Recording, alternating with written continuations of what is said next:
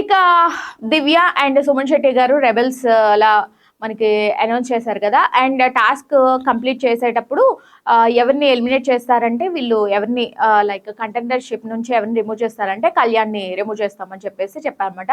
ఏమీ తెలియనట్టే యాక్షన్ చేశారు. అసలు నిజంగా చాలా బాగా అనిపించింది. ఇంకా ఆ రేస్ నుంచి కళ్యాణ్ తప్పుకున్నాడు.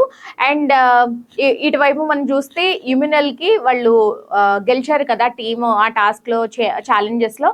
ఇమ్ముకి మనకి సేఫ్టీ కార్డ్ అనేది వచ్చిందనమాట. సో వాళ్ళు డిస్కస్ చేసుకుని ఇమ్ము కూడా రాము రాథోడ్ కూడా చాలా అంటే చాలా బాగా ఆడారు. ఆ టాస్క్ లో బ్యాలెన్సింగ్ చేసుకోవడం కానీ మోకాలతో అవి చాలా బాగా అనిపించింది, బాగా ఆడారు. And at the same time వీళ్ళు కూడా బాగా ఆడారు, పవన్ వాళ్ళ టీం కూడా.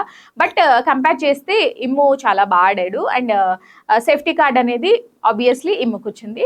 అండ్ నిన్న జరిగిన ఎపిసోడ్లో లైక్ దివ్య సుమన్ శెట్టి హైలైట్ పాయింట్ అని చెప్పాలి. వాళ్ళిద్దరూ ఆడిన తీరు హ్యాట్స్ ఆఫ్ అని చెప్పాలి.